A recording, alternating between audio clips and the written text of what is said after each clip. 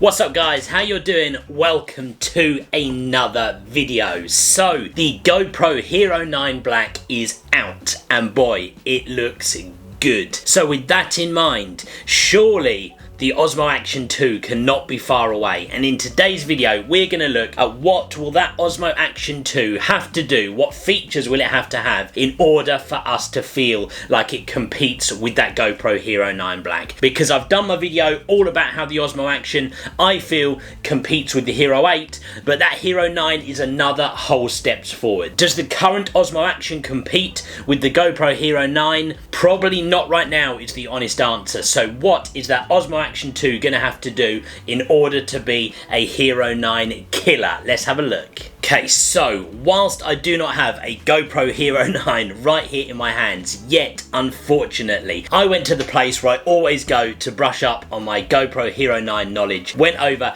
to David Manning's channel. I've talked about his channel before on this channel, really great, go check him out if you want to. But I went over there, had a look and learned all about the GoPro Hero 9 and some really interesting bits that he's picked up on, which has made me think of some key things that I want to see in an Osmo Action 2. So in this video I'm going to talk through the 5 things which I think will make a difference and should enable this to compete with that GoPro Hero 9. Let's have a look at number 1. So looking at the GoPro Hero 9, one of the biggest things, the thing that GoPro have finally done, GoPro, is have got a proper front screen. A front screen where you can see the picture. Of course that was the thing that the Osmo Action did. That was one of the biggest things that made it a real game changer, and now GoPro obviously have jumped on that bandwagon and have done it as well. So what do Osmo Action need to do with that feature with the front screen? Well, obviously when this first came out there were issues with the lag, right? Everyone talked about the lag, it was so bad, it was awful, and DJI have largely improved that through the course of the firmware updates. In fact, I would say improved it to the extent where now it's fine, it works okay for me, I don't have an issue with that lag anymore. Now, the GoPro Hero 9, it doesn't seem to have any issues with lag on that front screen, but what it does have is kind of an issue where the footage you're seeing is a little bit choppy. Now, a lot of people are saying that's lag. It's actually not lag, it's to do with the frame rate that they're using on that front screen to make the camera be able to process it a little bit easier. But what that means is, yeah, the picture you're seeing is live, but it's choppy. It kind of moves and it's a little bit jittery when you're looking at the picture. So, in the Osmo Action 2, that's a great opportunity for them. If they can get an actual live screen to work well, decent picture, no lag, no choppiness, yes, that means it is going to eat through the battery like an absolute beast. Yes, it means the camera is going to have to struggle a little bit with processing that footage and it is going to have to be working efficiently, but that would be a real game changer. So that's number 1. DJI need to get this front screen working, no lag, no choppiness, a real live picture of what you are seeing in the camera. Okay, so what will they need to do for the second thing? And number 2. So number 2, I'm actually going to talk about the price. Now, back when this came out, it was a very comparable price to the GoPro Hero 8, I think it was at the time, but it was a little bit cheaper. So where I always go for my quick price comparisons is over to Amazon, and right now Amazon are selling the GoPro Hero 9 Black for 429 of your finest UK pounds. 429. So I would imagine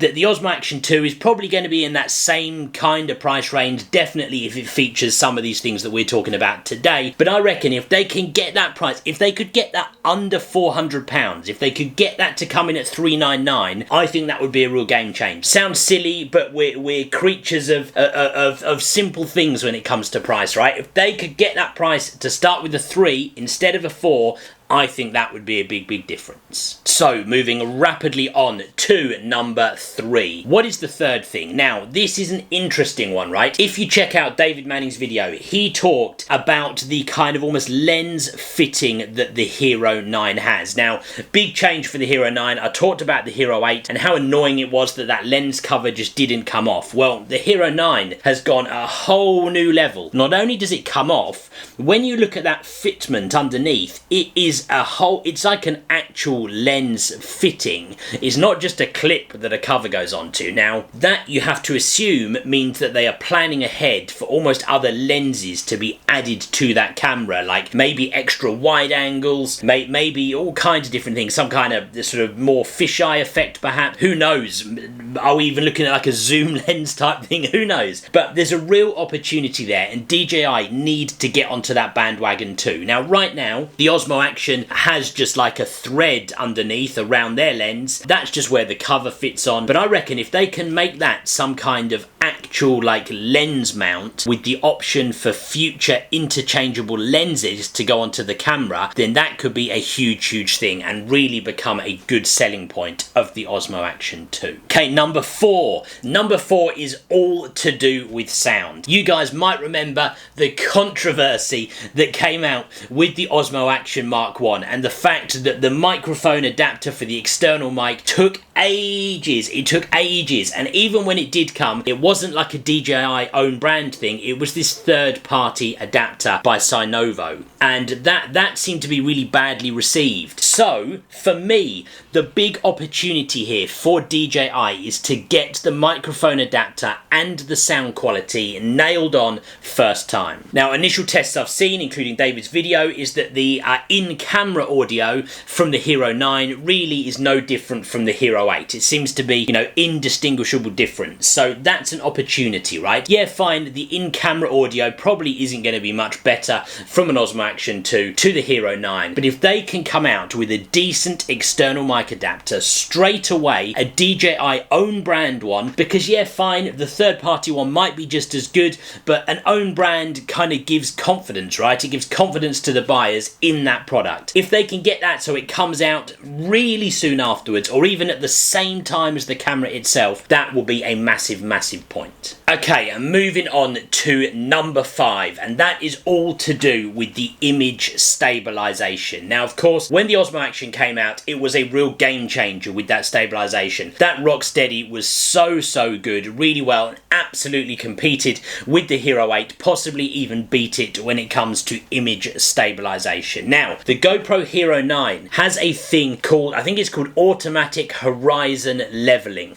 which is crazy, right? That stabilization, you can basically take the camera, turn it all the way round, and it levels out that horizon. It's so good. Now, DJI have to do something special when it comes to the image stabilization in this camera. Yes, of course, they need to do the same kind of thing. Really, they need something like that, right? You need to be able to turn this camera wherever you like, and it will automatically stabilize that horizon. That's going to be quite an important feature, because otherwise that Hero 9 is really going to be taking steps ahead of an Osmo Action 2 if they don't include that feature. But outside of that, they also need to make sure that they have that efficient Rocksteady that will work in various different camera modes. They need to make sure they've got it fully operational at 4K. Now, the Hero 9 even shoots 5K, and I kind of would assume that the Osmo Action 2 would also have a 5K ability. It certainly needs to, because again, it's got to make sure that it meets those basic marks of the GoPro Hero 9, so I'm sure it will have 5K too.